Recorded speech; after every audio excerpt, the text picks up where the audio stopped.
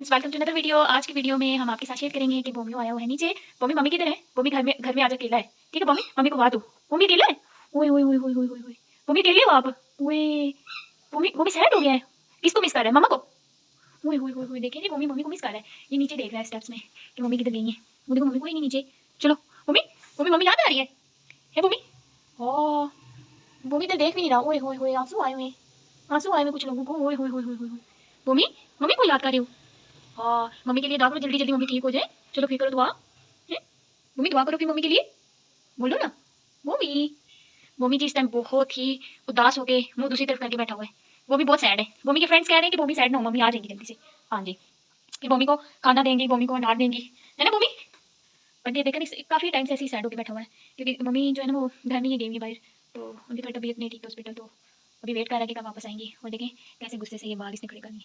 Mummy उदास हो आप? हैं? बोलो तो सही, अभी कैसे इतनी जोर जोर से बोल रहे थे आप? बोलो ना मम्मी। So friends, let's see, mom आ चुकी है, मम्मी हैप्पी हो गया है, तो जा रहा है मम्मी देखने के लिए मम्मा को, है ना? पहले लाइट ऑन करते ताकि मम्मी जो नजर आ रहे।